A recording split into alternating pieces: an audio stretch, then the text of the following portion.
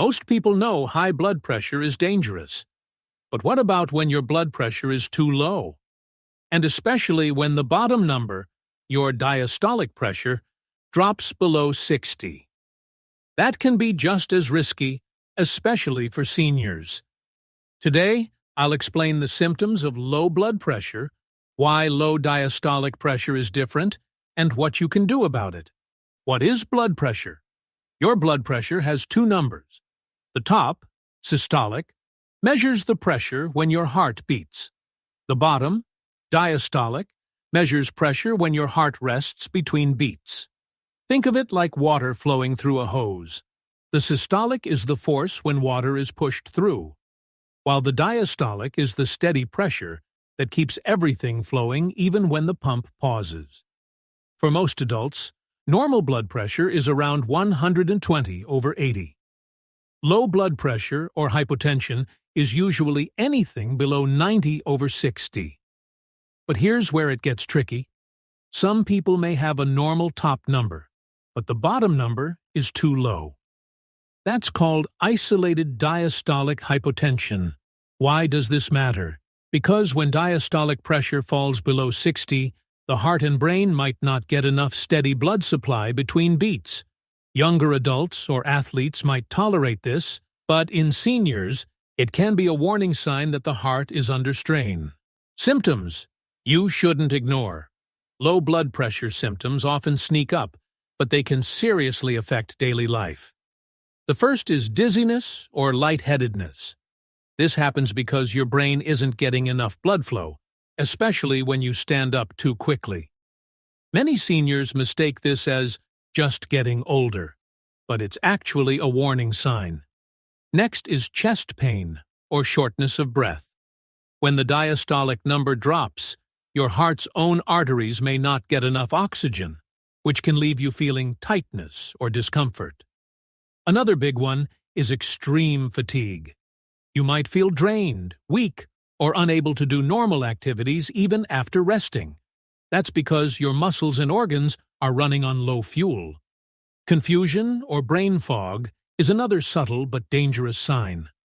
The brain is highly sensitive to changes in blood supply, so even a small dip can leave you feeling mentally off balance. And finally, fainting spells. Passing out, even briefly, means your brain isn't getting enough oxygen. This is one of the most serious symptoms, and it's especially risky for seniors because it can lead to dangerous falls. Why it matters.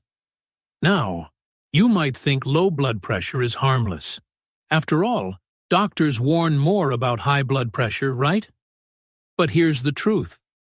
When your diastolic number drops too low, your coronary arteries, the vessels that feed your heart muscle, don't get enough blood between beats.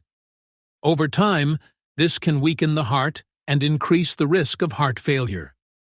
The brain and kidneys can also suffer since they rely on steady circulation. One large study found that people with diastolic pressure under 60 had a higher chance of heart attacks and hospitalization. Another study showed that levels below 70 in seniors were linked to cognitive decline and memory problems. And beyond long-term risks, the short-term danger is real. Fainting or losing balance from low pressure can cause falls, broken bones, and hospital visits. For older adults, that's often the first step toward losing independence. How to improve low diastolic pressure. The good news: there are simple steps that can make a big difference. Hydrate well.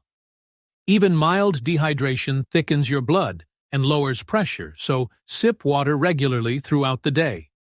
Stand up slowly, especially in the morning. Give your body time to adjust so blood doesn't rush away from your brain. Eat smaller, more frequent meals. Large meals can pull blood toward your stomach and cause your pressure to drop suddenly. Add a little more salt, but only if your doctor approves. Sodium helps your body hold onto fluid, which can raise blood pressure in people who run low. Try light exercise and chest-opening stretches. Simple daily movement boosts circulation and helps stabilize pressure. Imagine rolling your shoulders back and opening your chest. It improves blood flow to both the lungs and heart. And finally, check your medications. Some blood pressure pills, antidepressants, or diuretics can lower your pressure too much. Never adjust on your own. Always talk to your doctor. So remember, whether your whole blood pressure is too low or just your diastolic number, don't ignore the symptoms. Listen to your body, take small daily steps to improve circulation, and always get medical advice if your readings stay low. Protecting your pressure means protecting your heart, brain, and independence as you age.